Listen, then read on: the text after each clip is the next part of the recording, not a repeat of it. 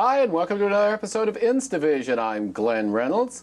Well, we've had a series of off-year elections. We're in the run-up to the GOP primaries, and who knows, maybe some Democratic primaries. It's not impossible, I guess.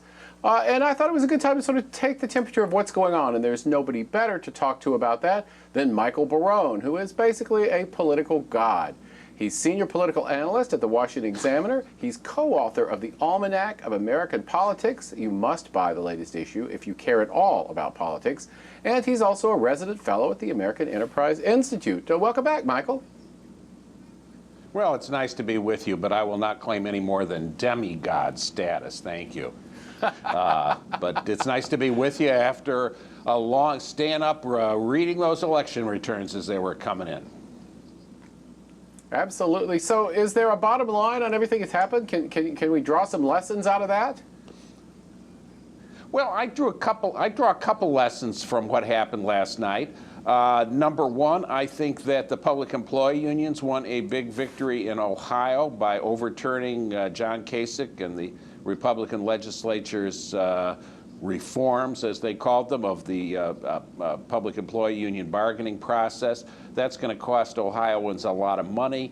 And I think there's danger of this infection spreading to the rest of the country, as it did after the public employee union spent $100 million and clobbered California Governor Arnold Schwarzenegger on referenda in November 2005.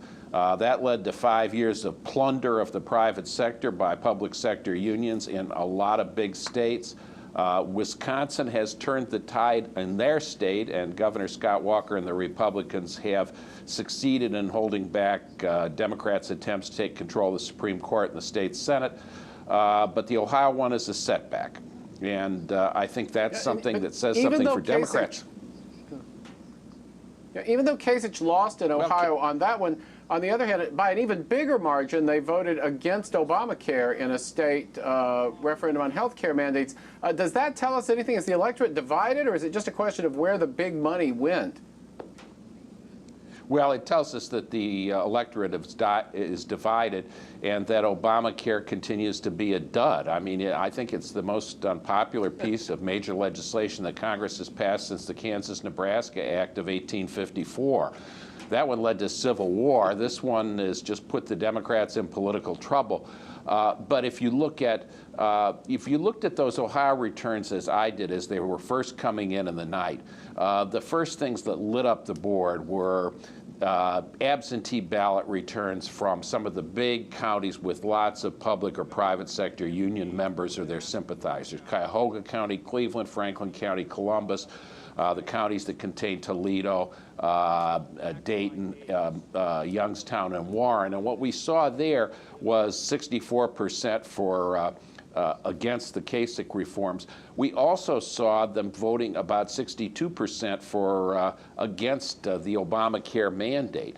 The statewide number came out 66 against the Obamacare mandate as against 61% against Kasich.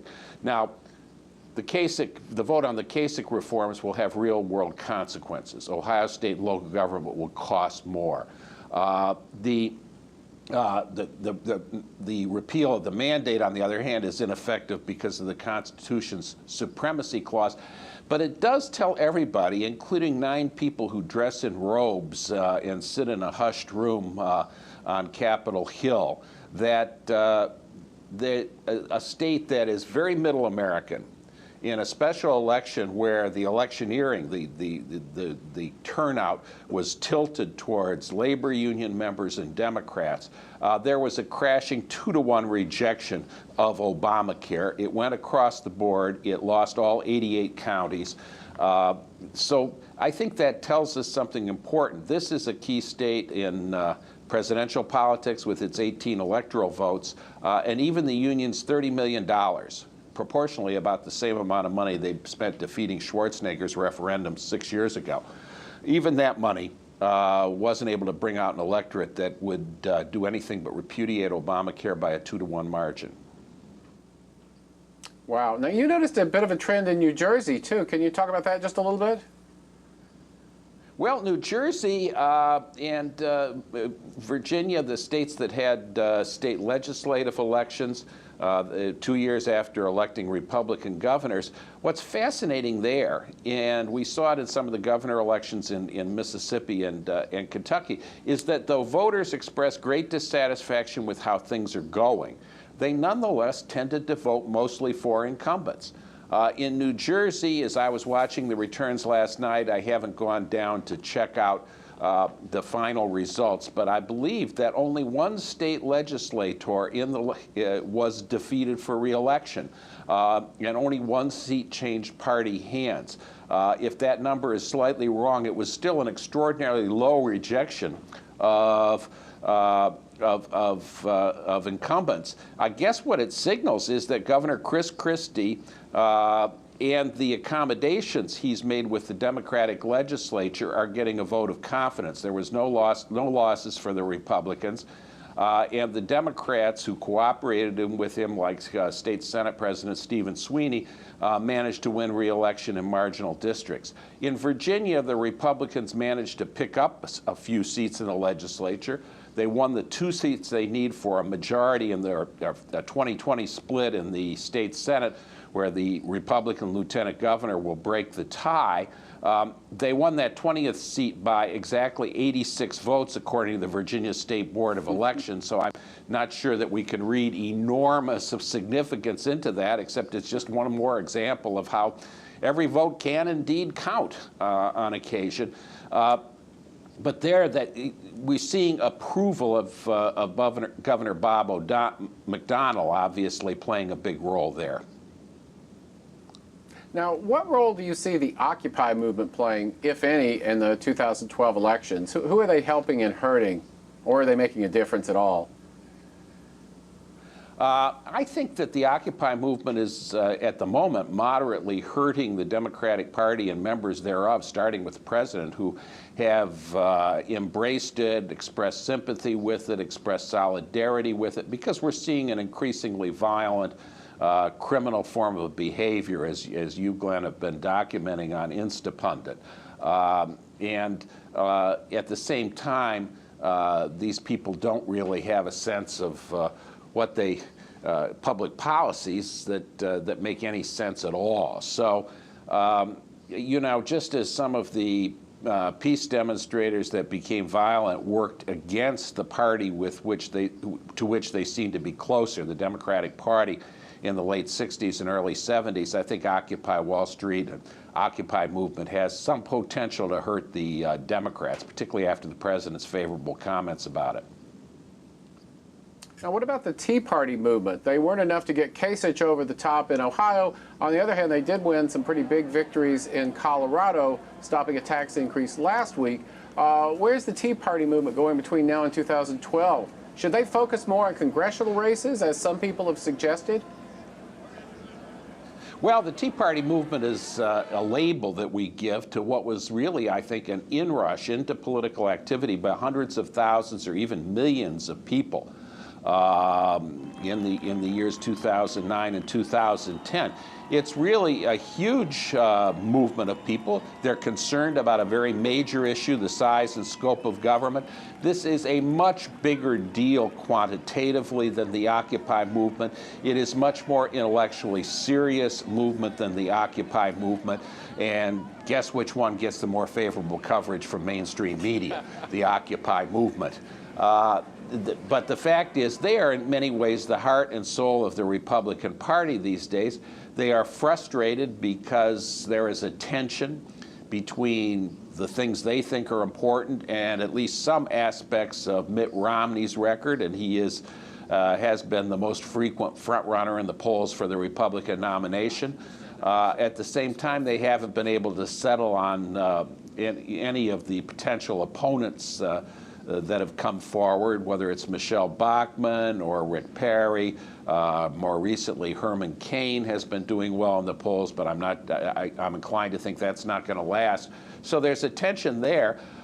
Working for members of Congress, working for local propositions like the one you described, for or against, like the one you described in Colorado, where the money grab by the teachers' unions failed in a state that Barack Obama carried.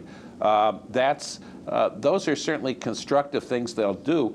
And one of the interesting things in this presidential cycle, Glenn, that not too many people have commented on, is that it's really the Republican House, in particular Budget Chairman Paul Ryan, that has been the driving force in ideas, and the presidential candidates are catching up.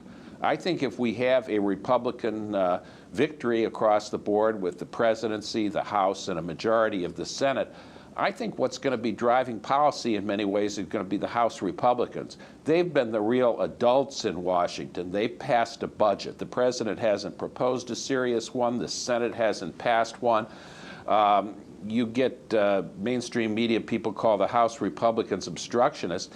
In fact, they're doing pretty much what they told voters they would do. They got a record vote for a Republican Party, and they've proposed intellectually serious public policies while the president has gone off on the campaign trail moaning about the kind of corporate jets that he's spent some considerable part of his life in himself. Yeah, so with all that, what do you think well, there's this sudden surge of strange new respect for Newt Gingrich, and how does that fit in with that? Is it because he talks about ideas? Is it because he's been effective in the debates? Is it just because he's ginned up some PR? I don't really see him as a likely nominee, although Dorothy Rabinowitz, as we just saw, is suggesting otherwise in the Wall Street Journal. What accounts for the Gingrich resurgence? Well, Newt Gingrich sees himself as the likely nominee, I think I can say. That's often true of candidates who don't get the nomination, but he's going in it pretty confident. I think what we've seen in Newt in this season, in the debates, is different from the Newt that we sometimes saw in his career in the House and in his post-House career, where he was kind of mercurial. He was talking dazzlingly and brilliantly about issues and concepts in American history at one moment, and then making gross misjudgments and saying foolishly provocative things at another.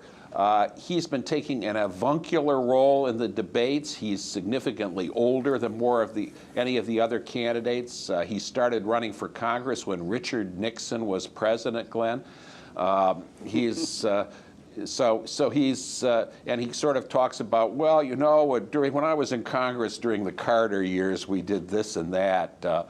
You know, he got a great reception from a forum in Iowa where he praised the other younger, less experienced candidates in flattering terms. I think that he's benefiting now from the fact that neither Bachmann nor Perry nor, I think, Kane has been able to emerge as a really serious rival to Mitt Romney, and that for different reasons, Tim Pawlenty and Mitch Daniels and Haley Barbour and Paul Ryan did not choose to enter the race or got knocked out in Iowa like Pawlenty.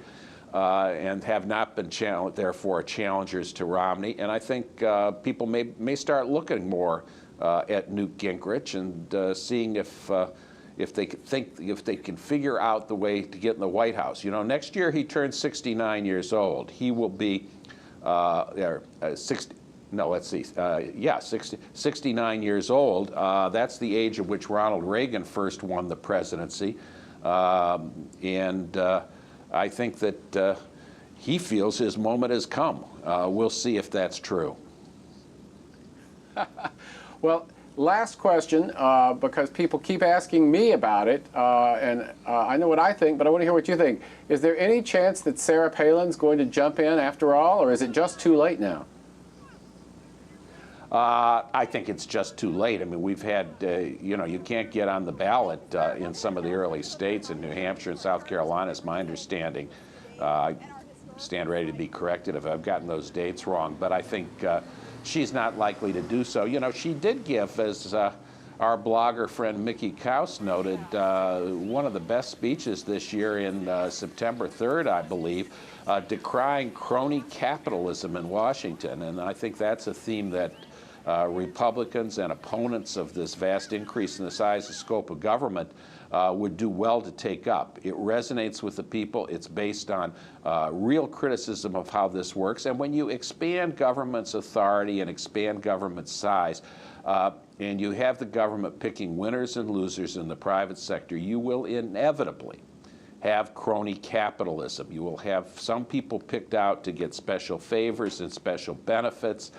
You will have Solindras and other scandals of this sort. And we're seeing that starting to be uncovered in the Obama administration. Most Americans don't like crony capitalism. They're not cronies. And I think that people who are being attacked for backing capitalism should make it clear that capitalism and crony capitalism are two very different things.